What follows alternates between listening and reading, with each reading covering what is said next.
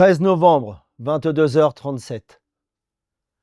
Melville s'est endormi sans un bruit, comme d'habitude lorsque sa maman n'est pas là.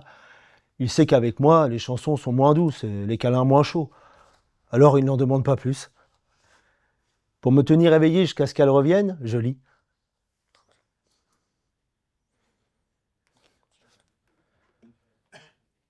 Coucou, tout va bien? Vous êtes chez vous? Je n'ai pas envie d'être dérangé. Je déteste ces messages qui ne disent rien. Je ne réponds pas.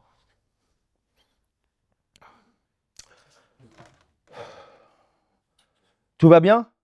Vous êtes en sécurité? Comment ça, en sécurité? J'attrape la télécommande. Attentat au Stade de France? Je pense à Hélène. L'appeler? Mais il y a autre chose. Dans les couloirs du stade, certains sont figés devant un écran. Je ne découvre les images qu'au travers de leur visage. Ils semblent effarés. Ils perçoivent quelque chose que je ne vois pas. Pas encore. Puis en bas de mon écran, le bandeau qui défile trop vite s'arrête soudain. Attentat au Bataclan. Coupure son. Je n'entends plus dans ma poitrine que mon cœur qui tente de s'échapper. Ce doit être une erreur. Je peux me tromper et avoir oublié. Je vérifie que c'est là qu'elle est allée. Le concert a bien lieu au Bataclan. Hélène est au Bataclan. Coupure image. Je ne vois plus, mais je sens une décharge électrique qui me traverse le corps. J'ai envie de courir, de voler une voiture, d'aller la chercher, mais je suis paralysé. Je suis bloqué ici. Melville est à côté. J'ai envie de crier.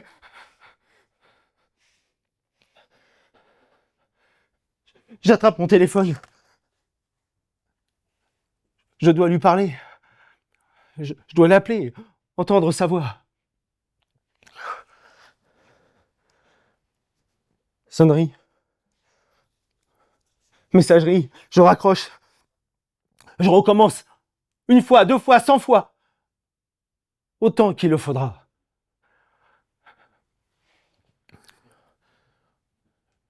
Je me sens étouffé par ces murs qui se referment sur moi. L'appartement entier est en train de s'effondrer.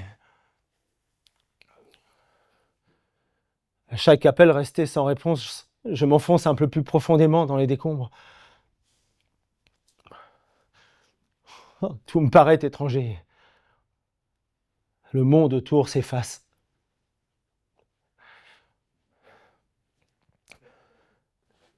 D'un coup de téléphone, mon frère me ramène à la réalité. Hélène est au Bataclan. Dès l'instant où je prononce ces mots, je comprends qu'il n'y a pas d'issue.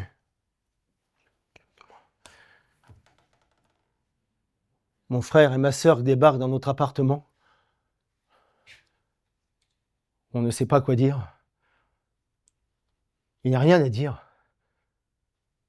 Ça n'a pas de nom de toute façon. La télévision est allumée. On attend les yeux rivés sur les chaînes d'information en continu. Massacre. Carnage. Bain de sang. J'éteins l'écran avant que le mot boucherie ne soit prononcé.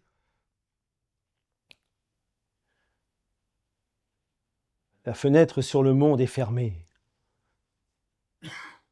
Place à la réalité.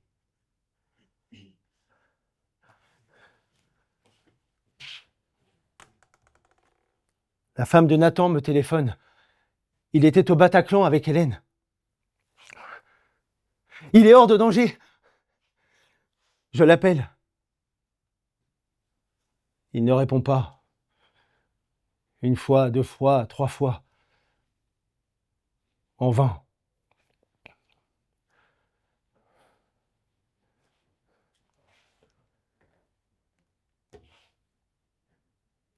Il faut agir. Faire quelque chose. J'ai besoin de sortir. Vite. Autant pour la retrouver que pour échapper à l'armée de non-dits qui a pris ses quartiers dans mon salon.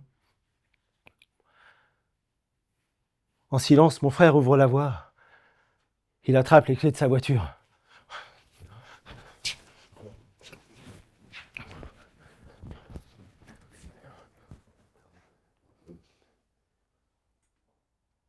Dans la voiture, on ne parle pas.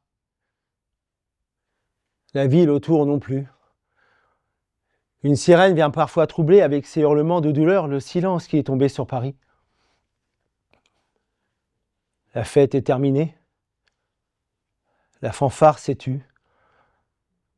Nous allons vérifier un par un chaque hôpital susceptible d'accueillir des blessés. L'hôpital Bichat, l'hôpital Saint-Louis, la Salpêtrière, l'hôpital Georges Pompidou. Ce soir, la mort a essaimé aux quatre coins de la capitale. Un guichetier m'attend à chaque arrêt. « Je cherche ma femme qui était au Bataclan !» Son nom n'est sur aucune liste, mais à chaque fois, on me donne une nouvelle raison de continuer. Tous les blessés ne sont pas répertoriés. À Bichat aussi, ils ont accueilli des rescapés, monsieur. Il y en a même qui ont été accueillis dans des hôpitaux de banlieue. Je laisse mon numéro de téléphone tout en sachant qu'on ne me rappellera pas. Je cours à la voiture. Le silence de la route me manque.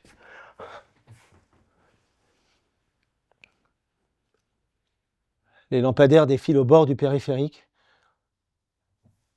Chaque lumière est une étape de plus vers l'hypnose. Mon corps ne m'appartient plus. Mon esprit est à la route. Même lorsqu'il n'y avait plus rien à chercher, nous avons continué. J'avais besoin de m'échapper. Fuir. Fuir. Fuir le plus loin possible. Aller au bout de cette route pour voir s'il y a un bout. Une fin à tout ça. Je l'ai vue, la fin de la route. Elle s'est affichée sur mon téléphone lorsque celui-ci a sonné le réveil. 7h du matin. Melville doit dormir encore. Il prend son biberon dans une demi-heure. Le sommeil d'un enfant ne s'encombre pas des horreurs du monde. Il faut rentrer.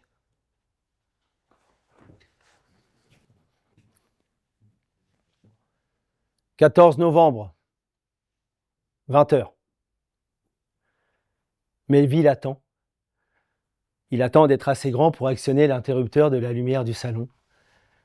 Il attend d'être assez sage pour sortir sans poussette. Il attend que je prépare le dîner avant de lui lire une histoire. Il attend l'heure du bain, du déjeuner, du goûter. Et ce soir, il attend que sa mère rentre avant d'aller se coucher. L'attente est un sentiment qui n'a pas de nom. Elle est chagrin, espoir, tristesse, soulagement, surprise, effroi. J'attends, moi aussi, une sentence. Pour nous, ce sera la perpétuité, mais je ne le sais pas encore. On chante avant d'aller dormir. On se dit qu'elle va passer la porte de la chambre et reprendre avec nous le dernier couplet. On se dit qu'on va bien finir par nous appeler. On se dit qu'on va bien finir par se réveiller. Melville s'est endormi. Le téléphone sonne. C'est la sœur d'Hélène.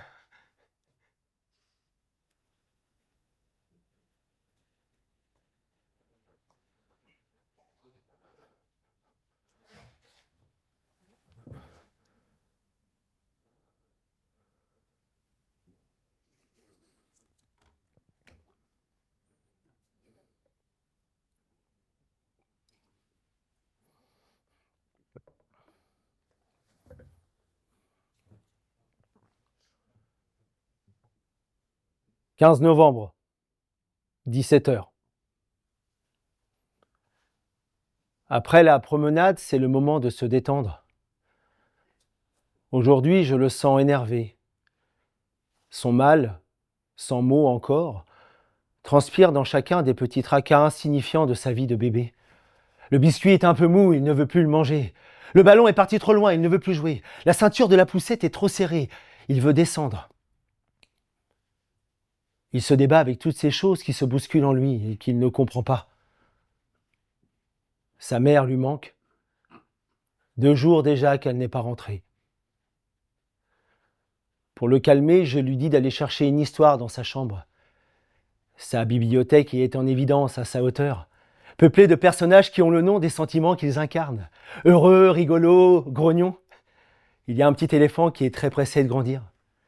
Une petite souris de tissu dans laquelle je glisse le doigt et qui, page après page, tente d'échapper au chat qui la poursuit.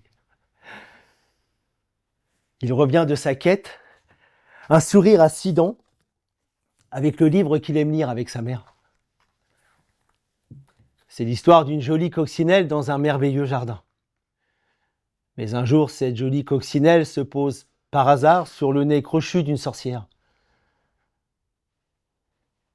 Melville n'a jamais su que cette jolie coccinelle était transformée en une vilaine coccinelle par cette mauvaise fée. Inquiète qu'elle puisse l'effrayer, Hélène avait pris l'habitude de passer ces pages où le petit insecte, une araignée et un crapaud pour complices terrorisaient ce jardin d'habitude si tranquille. Au creux de son lit, seule apparaissait la fée qui, d'un coup de baguette magique, rendait sa gentillesse et sa beauté à ce petit insecte. Ce jour-là, moi aussi je les ai passées, ces pages-là.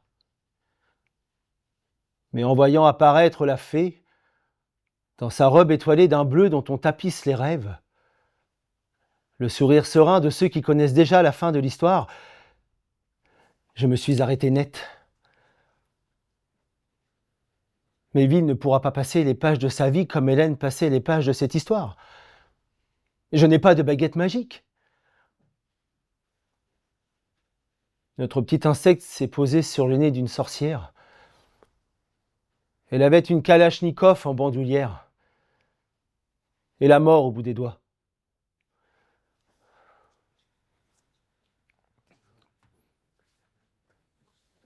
Il faut lui dire. Maintenant. Mais comment ? Maman, papa, tétine. Melville ne connaît que 3 mots, mais pourtant il comprend tout. Mais lui dire, ta maman a eu un grave accident, elle ne pourra pas revenir. Ce serait lui raconter avec des mots d'adulte une histoire de grand. L'empêcher de comprendre au-delà de nos mots ce qui le touche. Tuer Hélène une 2e fois. Les mots ne suffisent pas. Il s'agace, trépigne, jette son livre par terre. Je prends mon téléphone pour lui passer les chansons qu'il aimait écouter avec sa mère, un doigt dans la bouche, serpentant entre ses bras comme une couleuvre câline.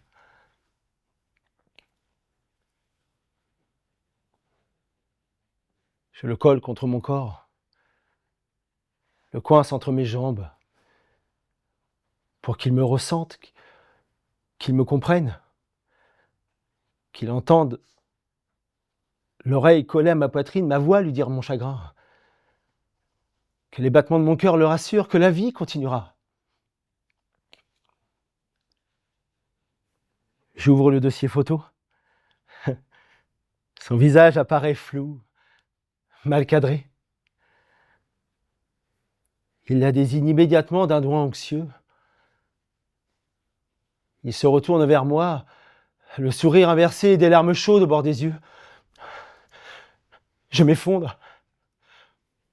Je lui explique comme je peux que sa maman ne pourra plus revenir, qu'elle a eu un grave accident, qu'elle aurait aimé être avec lui mais qu'elle ne le pourra plus.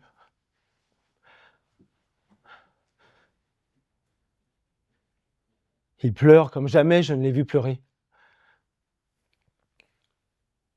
Nous sommes comme 2 enfants penchés au-dessus d'une boîte à musique qui joue l'air de notre vie et nous pleurons tout ce qu'il nous reste de larmes.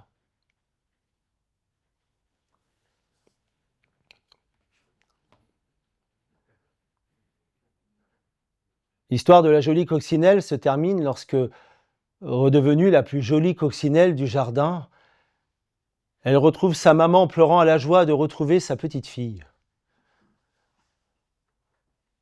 Lui annoncer la mort de sa mère n'est que le premier pas d'un long chemin qui nous attend. Il faudra maintenant lui annoncer et lui expliquer, à chaque fois qu'il en aura besoin, pourquoi sa mère, elle, ne l'attend pas à la fin de son histoire.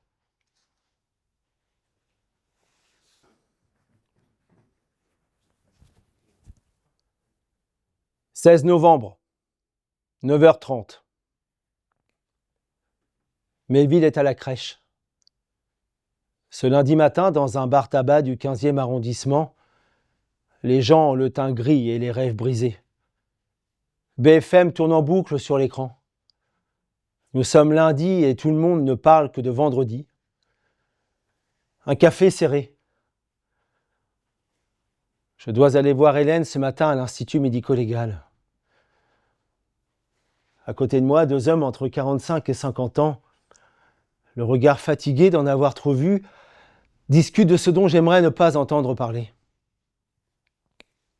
Rien ne sert d'éviter une conversation lorsqu'on s'installe aux Zingues. Elle s'impose à vous. D'habitude, c'est un plaisir solitaire. S'incruster le temps d'un café dans un morceau de vie de quelqu'un d'autre. Aujourd'hui, c'est ma vie qui est en morceaux. Faut pas que tous ces morts soient inutiles. Parce qu'il y a des morts utiles. Ça aurait pu être un chauffard qui oublie de freiner. Une tumeur plus maligne que les autres, ou une bombe nucléaire. La seule chose qui compte, c'est qu'elle ne soit plus là. Les armes, les balles, la violence, tout ça n'est que le décor d'une scène qui se joue réellement. L'absence.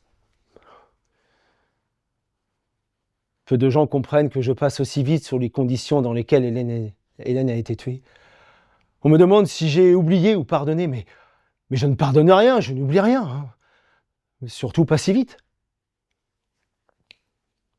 Quand chacun sera retourné à sa vie, nous resterons toujours avec. Cette histoire, ce sera notre histoire. Bien sûr, avoir un coupable sous la main, quelqu'un sur qui l'on peut reporter sa colère, c'est une porte entrouverte, un moyen d'esquiver sa souffrance. Et plus le crime est odieux, plus le coupable est idéal et plus la haine est légitime. Ce sont peut-être des circonstances aggravantes. Et encore, les circonstances aggravantes, c'est pour les procès, c'est pour quantifier la perte. Mais on ne compte pas les larmes et on ne les sèche pas sur les manches de la colère. Ceux qui n'ont personne à blâmer sont seuls avec leur souffrance. Je me sens de cela. Seul. Avec Melville. Melville qui me demandera bientôt ce qui s'est passé ce soir-là. Que pourrais-je lui raconter si j'ai confié la narration de cette histoire à quelqu'un d'autre? Si c'est vers cet autre qu'il doit se tourner pour comprendre. La mort attendait sa mère ce soir-là. Eux n'étaient que des ambassadeurs. D'une rafale de mitraillettes, ils ont dispersé notre puzzle. Et lorsque, pièce après pièce, nous le recomposerons, ce ne sera plus le même. Il manquera quelqu'un sur le tableau.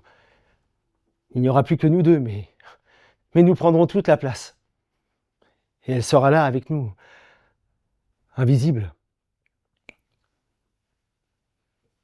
Nous ne reviendrons jamais à notre vie d'avant, mais nous ne construirons pas une vie contre eux.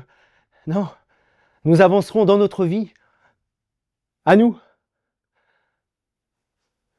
Un autre, s'il vous plaît, et je vous règle. C'est quand même fou ce qui s'est passé, non ?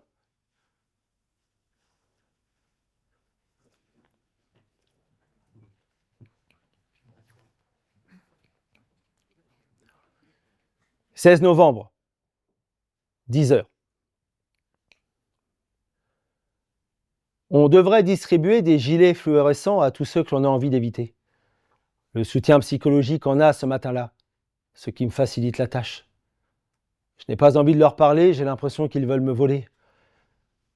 Alors je cartographie les lieux. À chaque couleur, sa fonction. Bleu, police, pour passer. Noir, institut médico-légal, pour la retrouver. Jaune fluorescent, soutien psychologique, à éviter. Je me précipite vers quelqu'un en bleu, qui me dirige vers quelqu'un en noir, qui me propose un détour vers quelqu'un en jaune que je fais mine d'ignorer. Je ne veux pas les voir. La sœur et la mère d'Hélène m'accompagnent. Le chemin est interminable. Dans le bâtiment, le carrelage est usé. Le visage des employés aussi. Il fait froid. Debout, j'attends. Bureau. Paperasse. Les familles défilent devant nous. Celles qui nous précèdent sont une quinzaine. Elles sortent de là effondrées. Vous venez voir Hélène Muyal ? C'est à nous. La salle dans laquelle on nous mène est plus chaleureusement décorée. L'antichambre de la mort ne ressemble pas à ce que j'avais imaginé. Une jeune femme s'adresse à nous. Sa voix trahit son habitude. Circonstances terribles, moments difficiles, travail de la police. Tous ces mots semblent usagés. Compassion de seconde main. Je ne suis qu'un parmi tant d'autres. Je ne l'écoute que par intermittence. Hélène est là, juste à côté, et je voudrais la voir seule. Oui, seule. Comme avant.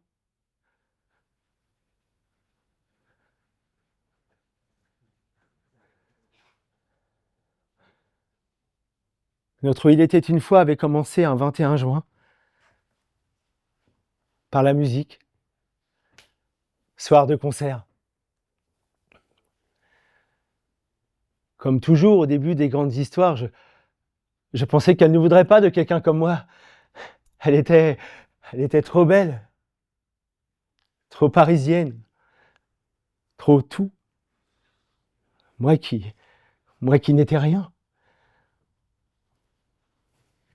Je l'ai prise par la main. Jusqu'au dernier moment, j'ai cru qu'elle m'échapperait. Puis nous nous sommes embrassés. Une histoire comme une autre.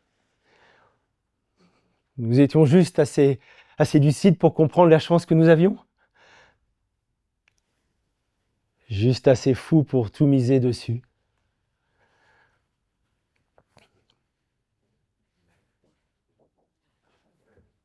La porte s'ouvre. Vous me direz quand vous serez prêt ? Elle est là.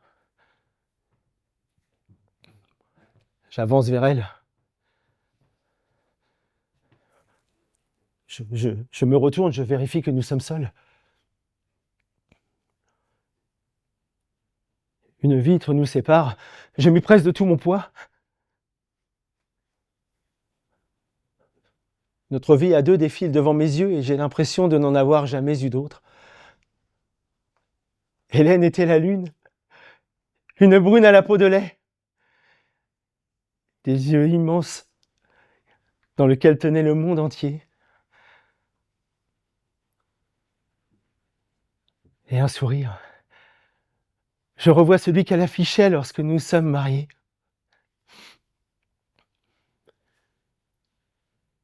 Mais les plus beaux moments de notre vie ne sont pas ceux que l'on colle dans un album souvenir. Je me souviens de ceux où l'on prenait juste le temps de s'aimer, croiser un couple de petits vieux et vouloir leur ressembler, un éclat de rire, un matin blanc à lézarder dans le creux des draps.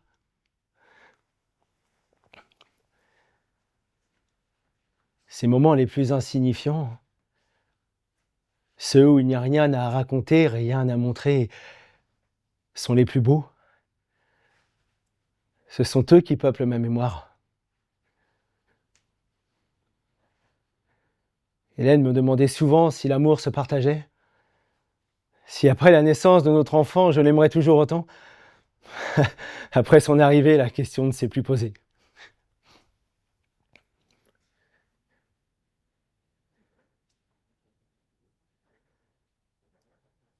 Je pleure. Je lui parle. Elle ressemble à celle que je regardais s'éveiller chaque matin. J'ai envie de lui dire qu'elle est la plus belle femme que j'ai jamais vue. J'ai envie de m'allonger près d'elle. Je voudrais rester 1 heure encore. Une journée au moins.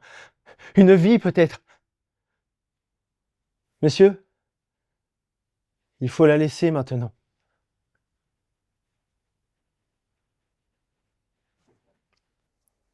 16 novembre, 11 heures. Je sors à peine de l'institut médico-légal. La voir m'a fait du bien. Ça faisait 2 jours qu'elle était seule dans la nuit profonde que les terroristes avaient fait tomber sur Paris. La ville lumière s'était éteinte en même temps que ses yeux s'étaient fermés. Des yeux immenses pour voir le monde dans son entier. Des yeux immenses qui ne verront plus son fils se lever. Depuis que j'en suis sorti, je n'ai qu'une idée en tête. Aller chercher Melville à la crèche. Lui dire que j'ai vu sa maman et que je l'ai emportée avec moi. Elle est dans le creux de ma main et elle rentre avec nous à la maison. Mais avant, il faut prendre un café avec la famille d'Hélène pour parler de la suite. Les funérailles, le travail de la police, le soutien psychologique. Toutes ces tracasseries qui polluent notre chagrin. Ce chagrin, on le croit pur et détaché de toute contingence matérielle, mais la réalité d'un enterrement reprend très vite ses droits. Même pas le temps de prendre conscience de ce qui vous est arrivé que le défilé des désolés en costume noir a déjà commencé. Depuis vendredi, j'avais pratiquement perdu l'usage de la parole. De toute façon, j'étais incapable de penser. Il y avait Hélène que je n'avais pas retrouvée, Melville que je devais préserver, et ce bourdonnement-là qui brouillait tout le reste. Même à des questions simples, je répondais par des silences. Au mieux, certains avaient-ils droit à des grognements plus ou moins appuyés, à partir desquels ils devaient comprendre si j'avais faim, si je voulais qu'il reste avec moi ce soir, ou si j'avais besoin de feu pour une cigarette. Depuis que je l'ai retrouvé, ma voix commence à se délier. Je commence à mieux m'exprimer.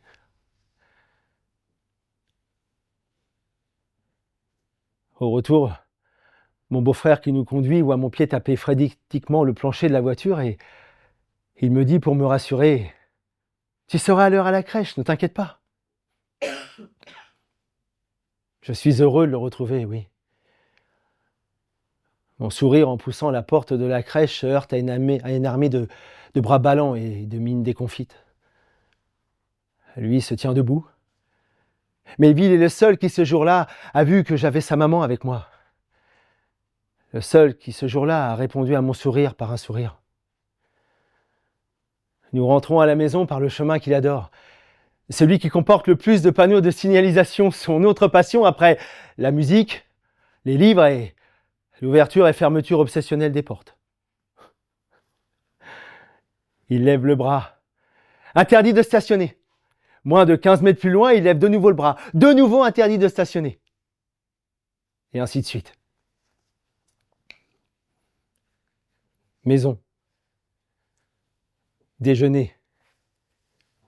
Change. Pyjama. Sieste. Ordinateur.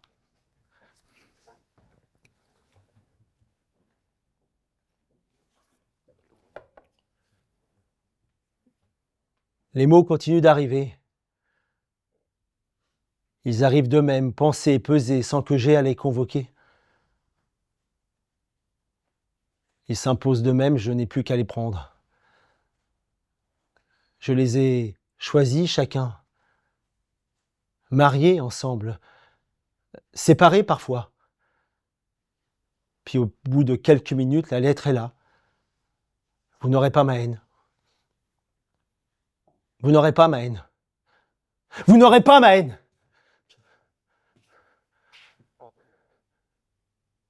Vendredi soir, vous avez volé la vie d'un être d'exception, l'amour de ma vie, la mère de mon fils. Mais vous n'aurez pas ma haine. Je ne sais pas qui vous êtes et je ne veux pas le savoir. Vous êtes des âmes mortes. Chaque balle dans le corps de ma femme est une blessure dans le cœur de votre Dieu. Alors non, je ne vous ferai pas ce cadeau de vous haïr. Vous l'avez bien cherché pourtant, mais répondre à la haine par la haine, ce serait céder à la même ignorance qui a fait de vous ce que vous êtes.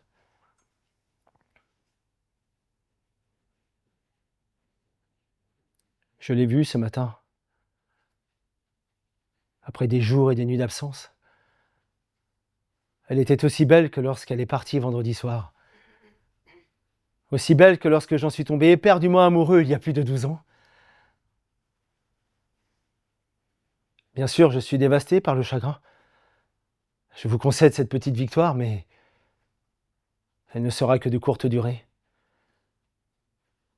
Car Hélène nous accompagnera partout. Et je sais que nous nous retrouverons dans ce paradis des âmes libres auquel vous n'aurez jamais accès.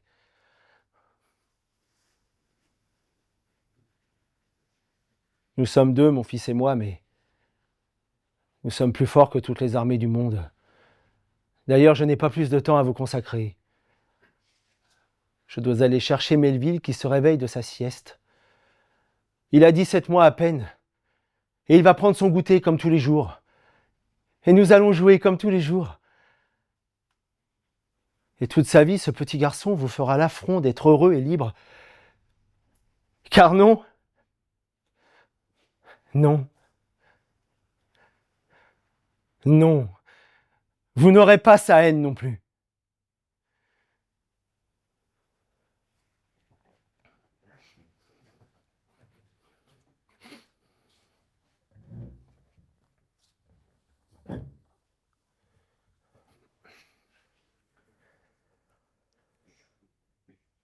« 17 novembre, 10h45. On sonne. Je n'attends personne. J'ouvre. Bonjour, monsieur. Je le regarde longtemps, de haut en bas, indifférent. Il me fixe un peu gêné, puis finit par me dire « C'est pour le compteur EDF ?» J'aurais dû me souvenir de la lettre annonçant sa venue. Hélène l'a affichée en évidence sur le réfrigérateur. Je passe devant plusieurs fois par jour, mais ces derniers temps, je suis aveugle au monde. Est-ce que je peux entrer ? Je me décale silencieux de l'embrasure de la porte. Le regarde s'avancer devant moi. Il entre chez nous avec ses gros sabots de vivant. Je ne lui indique pas le chemin, il sait ce qu'il a à faire. Il l'a fait 10 fois aujourd'hui, peut-être 1000 fois cette semaine. Il n'a fait que ça toute sa vie. Je le regarde agir de loin. J'ai envie de lui dire que ce n'est pas le moment, qu'il n'est pas le bienvenu. Il vient me crier dans les oreilles que dehors la vie a repris son cours et je n'ai pas envie de l'entendre. Depuis vendredi, le seul maître du temps, c'est Melville. En chef d'orchestre, il rythme nos vies à la baguette. Les réveils, les repas, les siestes, les couchers. Qu'importe les heures. Il décide quand l'univers doit se lever et je m'y plie pour que son monde reste intact. Je n'ai rien trouvé d'autre pour lui dire que la vie continuerait malgré tout. Me raccrocher à nos habitudes, c'est laisser à la porte l'horreur de cette nuit-là et la compassion qui s'est précipitée à ses trousses. l'une comme l'autre, n'ont pas de place dans notre petite vie déjà bien remplie.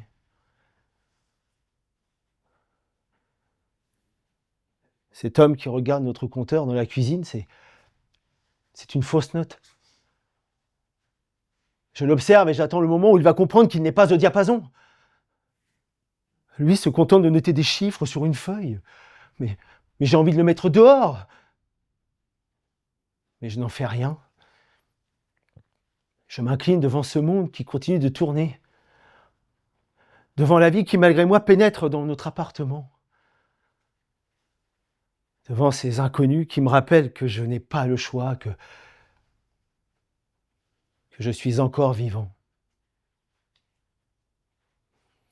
Ça y est, monsieur, c'est fini. La porte se referme. Il faut aller chercher Melville à la crèche.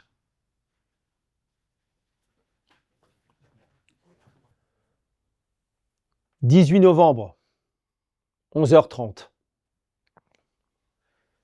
La directrice de la crèche me retient avant que tétine à la bouche et cigarette au bec. On ne se sauve, Melville et moi. La maman de Salomé vous a laissé du potage maison pour vous. Après le décès d'Hélène, des inconnus du monde entier m'ont proposé de garder mon fils. On nous a invités à passer des vacances aux quatre coins de la planète. On lui a offert des chaussettes, un bonnet, des cadeaux, des chèques que je n'ai jamais déposés. Les mamans de la crèche, elles, se sont mobilisées dès le mardi matin. Elles ne pouvaient se résoudre à nous imaginer, nous, de pauvres mecs seuls dans une grande maison sans maman. Elles ont trouvé comment nous aider sans que ni Melville ni moi n'ayons notre mot à dire. Demain, c'est la maman de Yana qui vous déposera quelque chose. Et ça a commencé comme ça. On est rentrés à la maison, nous deux pauvres mecs seuls dans une grande maison sans maman, avec notre petit pot de verre. Je vous la mets dans un sac, m'a-t-elle dit. Je m'attendais à la voir revenir avec un petit pot de verre pour un soir. Elle sort du réfrigérateur un gigantesque tupperware, moulu et remoulu, avec soin, un potage moulu et remoulu. Puis la brigade des mamans s'est déployée. Le jeudi, j'avais dans le petit sac en sortant de la crèche un deuxième tupperware. Carottes, pommes de terre, potiron. Bon appétit, Melville, de la part de Manon et de sa maman. Le petit pot du vendredi est devenu celui de la maman de Victor. Cher Antoine et Melville, vous pouvez compter sur moi. Elle glissait toujours ce petit mot doux avec les repas dans le sac. Les choses se sont donc organisées ainsi. Les mamans de la garderie désiraient donner de l'amour à un enfant qui en manquerait tant. J'ai laissé ce petit manège durer aussi longtemps qu'elles en avaient besoin. Qu'importe qu'ils mangent ou non ces repas. Ouais. Qu'importe qu'ils mangent ou non ces repas.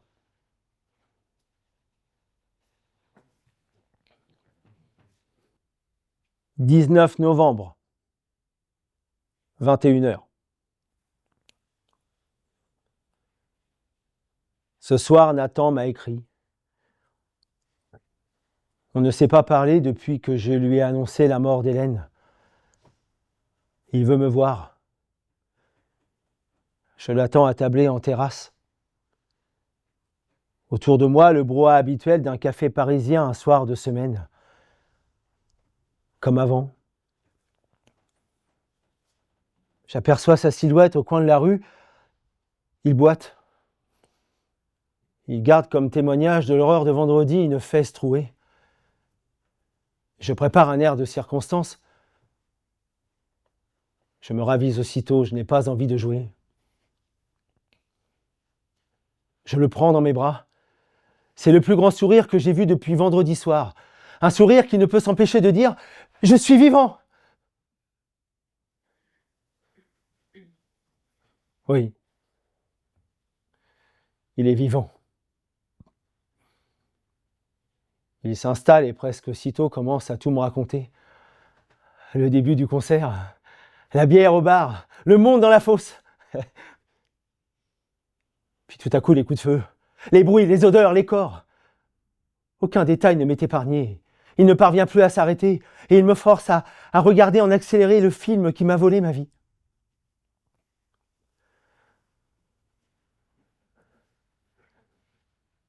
Je l'ai appelé ce soir-là. Des dizaines de fois.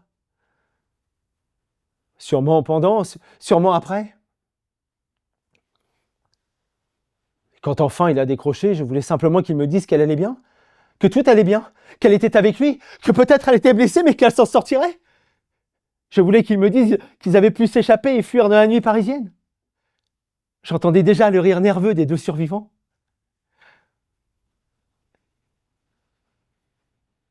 J'attendais surtout qu'il me réveille de ce cauchemar.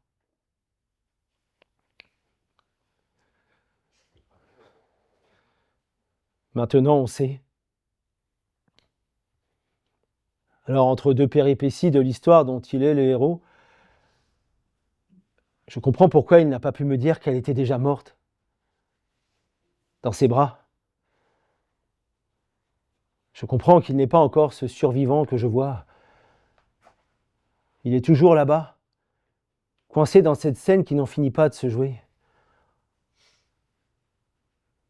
Quand il s'excuse de n'avoir pas pu me dire, je ne lui en veux pas.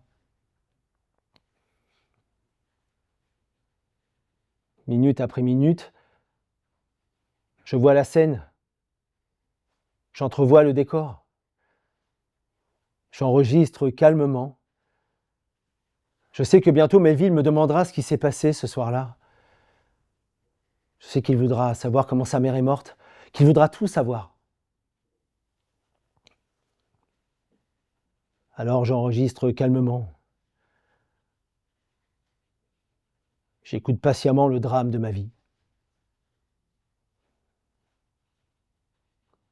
Quand il en a fini, on parle de choses et d'autres, pour faire comme si tout cela avait encore un intérêt sans elle. On parle de sa fesse trouée, des siestes de Melville, de la boutique qu'il a rouverte. La bière est terminée. On promet de ne jamais se quitter. 20 novembre, 10h10. Aujourd'hui, quand quelqu'un me demande comment ça va, il n'attend pas de moi une réponse toute faite. Celle que tout le monde donne. Ça va et toi ? Autorisation tacite pour passer à autre chose puisque tout va bien. Moi, tout le monde sait que tout ne va pas bien. Qu'après ma réponse, on ne passera pas à la météo du jour, à l'émission de télévision de la veille ou au dernier potin du bureau. Aujourd'hui, quand quelqu'un me demande comment ça va, le débit est plus lent. La voix laisse traîner le va comme pour éviter un silence gênant. Le visage se penche, en général à droite. Un sourcil se lève, en général à gauche. Puis la bouche se pince, comme pour me dire « Je suis prêt à tout entendre ».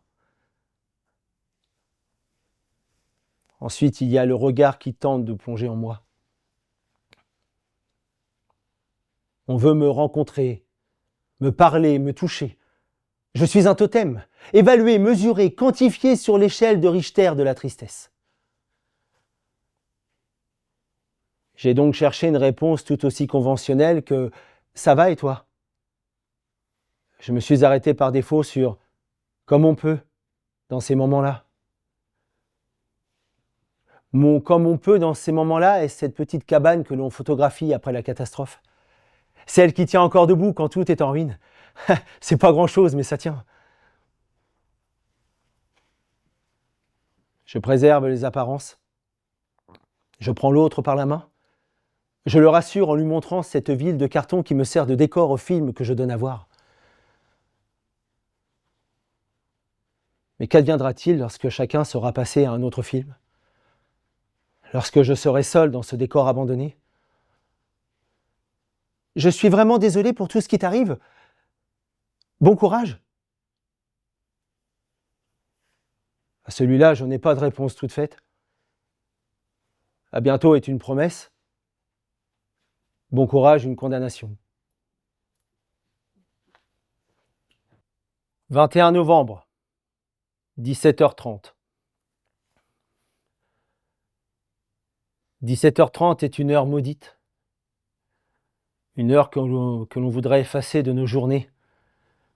Une heure entre 2 heures qui ne sert à rien. La promenade est terminée, le dîner pas encore servi. Melville est trop excité pour jouer et moi je suis trop fatigué pour être attentionné. On aimerait voir le temps s'accélérer.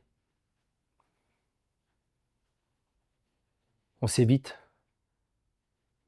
On se jauge, on se tourne autour. C'est à qui cédera le premier. On aimerait voir le temps s'accélérer. 18h30, enfin. C'est l'heure du bain. Le bain est un moment que l'on aime partager. Melville est un petit poisson dans un aquarium. Je suis le garçon qui pose son nez pour le regarder nager. Parfois, je glisse mes doigts dans l'eau pour jouer. Les soucis de la journée passée coulent à pic au fond du bocal. Seul, ce n'est plus la même chose. C'était un moment à trois, un rituel. Je m'occupais de le maintenir et Hélène de le laver. Ensuite, on jouait, on chantait, on clapotait, on éclaboussait, on riait.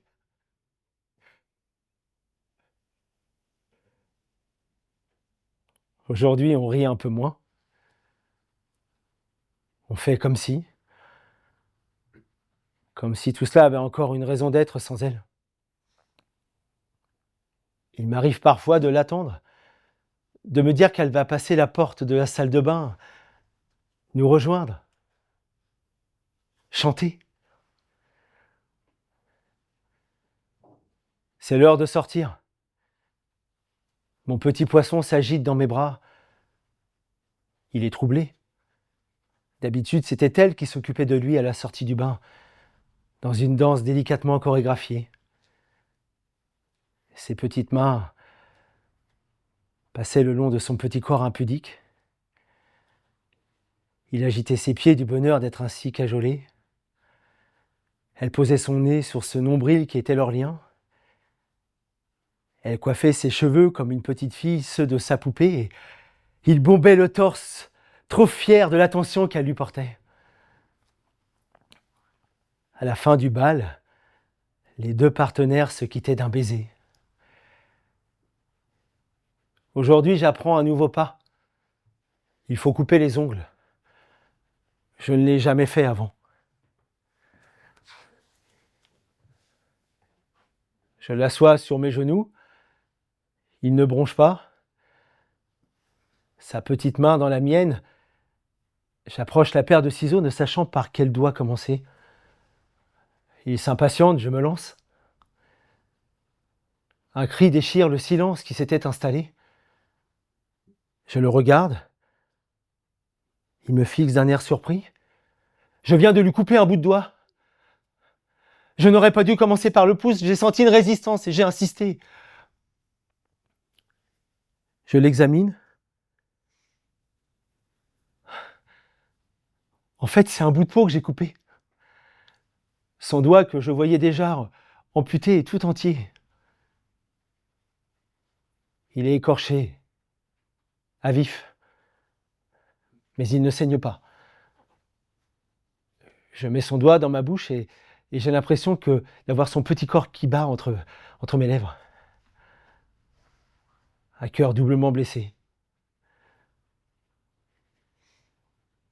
Et s'il pensait que je voulais lui faire du mal, que je l'avais fait exprès, s'il avait peur de moi maintenant? D'instinct, je me retourne. Elle n'est pas là pour me rassurer. Pas là pour me guider, pas là pour me relayer. Vertige de solitude. Il n'y a que moi et il reste 9 doigts.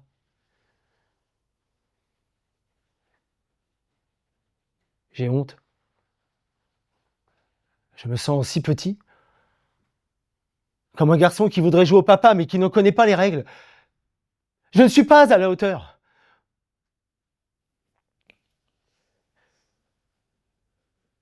Il me regarde toujours, de plus en plus surpris. Il ne pleure pas, il n'a pas peur. Il est là. Je suis là, nous sommes deux, une équipe.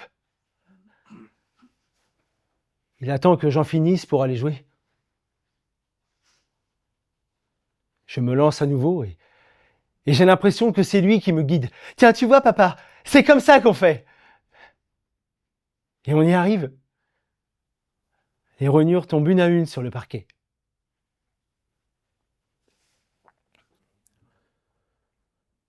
« 22 novembre, 9h. Je viens de déposer Melville. Il n'a pas pleuré. Je me place légèrement de côté pour qu'il ne me voie pas l'observer derrière un des carreaux de la façade vitrée de la crèche. Elle est comme un grand bocal dans lequel on regarde des poissons nager. Parfois on tapote sur le verre pour se faire remarquer. Melville joue déjà avec son livre musical. À la crèche, tout le monde sait. Lorsque j'arrive le matin, chacun porte un masque. J'ai beau leur raconter la fable d'un homme qui ne perdra pas pied. Pour elle, je ne suis plus moi. Pour elle, je suis un fantôme. Melville est un petit être bien vivant, lui. À peine arrivé, il fait tomber les masques. Il arrive sur la pointe des pieds, me dit au revoir, sourit, et d'un éclat de son rire, les têtes d'enterrement finissent au fond d'un coffre à jouets. Il est temps pour moi de rentrer chez nous. Je prends le courrier en montant l'escalier. À peine entr'ouverte, une volée d'enveloppes s'échappe de la boîte. Les papiers de différents formats s'éparpillent autour de moi. Il y a les plis épais qui contiennent de longues lettres, moments de vie que l'on partage avec moi, les enveloppes craft dans lesquelles je découvre des dessins que les enfants adressent à Melville. Et puis il y a les simples cartes postales. J'ouvre une première enveloppe. Je lis le contenu de la carte postale en montant l'escalier. Ce sont des mots gentils venus jusqu'ici des États-Unis. À la porte de l'appartement, j'attrape un papier qu'un voisin m'a déposé. « Si vous avez besoin de quoi que ce soit pour votre fils, n'hésitez pas à demander. » Votre voisin d'en face. Je disperse les courriers sur la table du salon. La couleur d'une des enveloppes m'intrigue. Blanc passé.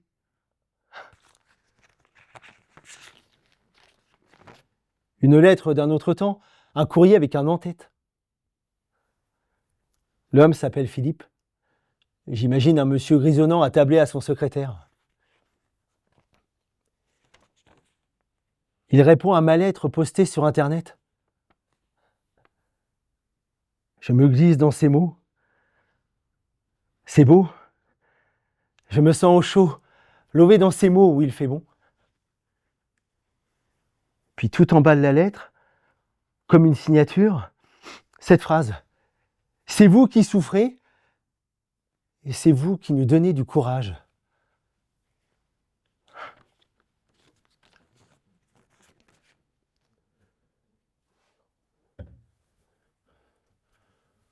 On croit toujours que celui qui échappe au pire est un héros. Je sais que je n'en suis pas un. La fatalité a frappé, c'est tout. Elle ne m'a pas demandé mon avis. Elle n'a pas cherché à savoir si j'étais prêt pour ça. Elle est venue chercher Hélène et m'a forcé à me réveiller sans elle. Depuis, je ne sais pas où je vais. Je ne sais pas comment je m'y rends et il ne faut pas trop compter sur moi. Je pense à Philippe, l'auteur de la lettre. Je pense à tous les autres qui m'ont écrit. J'ai envie de leur dire que je me sens dépassé par mes mots et que si je me persuade qu'ils sont encore de moi, je ne sais pas s'ils seront moi tout entier. Du jour au lendemain, je peux me noyer. Et tout à coup, j'ai peur. J'ai peur de ne pas être à la hauteur de ce qu'on attend de moi. Aurais-je encore le droit de ne pas être courageux? Le droit d'être en colère? Le droit d'être débordé? Le droit d'être fatigué? Le droit de boire trop? De fumer encore? Le droit d'aimer une autre femme? Le droit de ne pas aimer d'autres femmes? De ne plus aimer jamais? De ne pas refaire ma vie? De ne pas en vouloir une autre? Le droit de ne plus avoir envie de jouer? D'aller au parc? De lire une histoire? Le droit de faire des erreurs, de prendre de mauvaises décisions? Le droit de ne pas être drôle, le droit d'être cynique?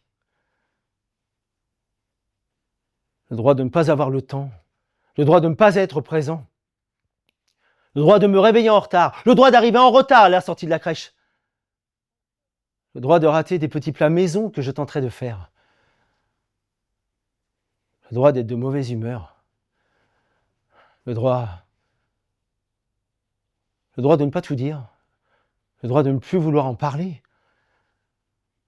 Le droit d'être banal? Le droit d'avoir peur? Le droit de ne pas savoir? Le droit de ne pas vouloir? Le droit de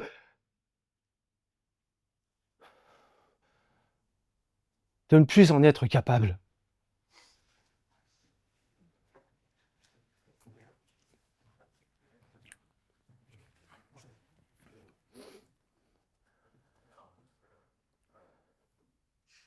« 22 novembre, 23h. Tout est à sa place. J'ai juste pris dans le linge sale les dernières affaires qui portent encore son odeur. Je les plaque contre mon visage chaque soir pour m'endormir avec ce parfum d'éternité. Pour le reste, rien n'a bougé. Je ne peux pas.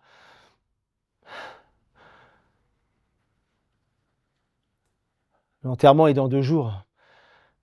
Je dois choisir ses vêtements. Je passe ma main dans la penderie, sur les affaires dans la penderie. Chaque matière est un souvenir. La laine de son long manteau est une promenade dans les bois un matin d'hiver. Elle a le nez rougi, une main dans sa poche et l'autre au creux de la mienne. Hélène était au présent. Elle était tout entière à ce qu'il vivait. Nous avions notre banc dans ce bois. C'est là que je l'ai demandé en mariage.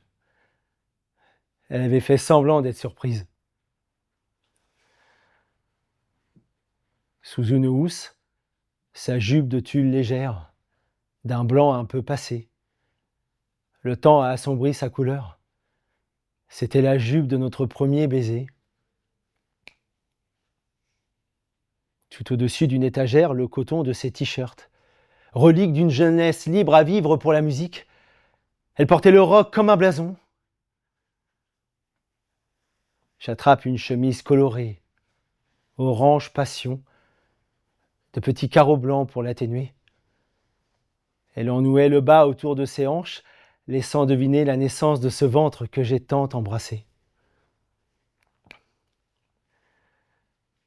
Tout au-dessus des boîtes d'une collection qui ne faisait que commencer, ses chaussures de mariée, des escarpins dont les talons n'en finissaient pas de grimper, des lacets de cuir jusqu'au-dessus de la cheville, laissant deviner un pied qui n'était pas dessiné pour marcher. Hélène était une femme oiseau, et ses chaussures dormaient la plupart du temps dans leur boîte. Pourtant, je les entends encore résonner sur le plancher quand, à demi nues, elle les enfilait juste pour le plaisir de les porter.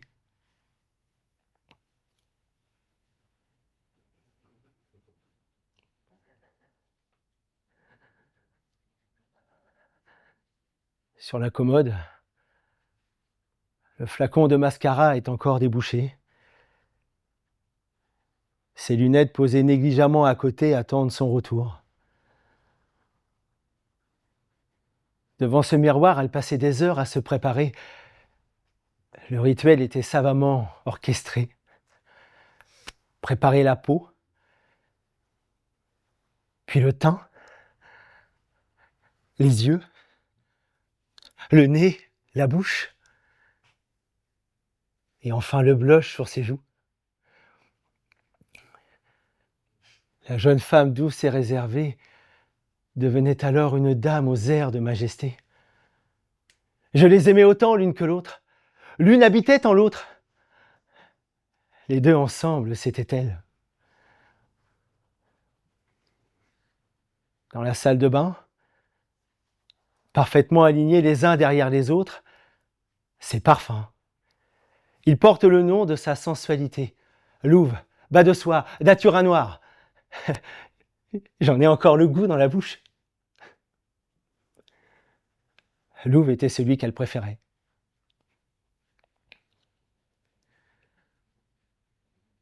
Sur le lit, ses affaires sont posées telles qu'elles le seront au moment de l'inhumer. Je m'allonge près de ce corps invisible. Son souffle caresse mon cou. Elle m'enlace. Elle pose la main sur mon visage. Elle me dit que tout ira bien.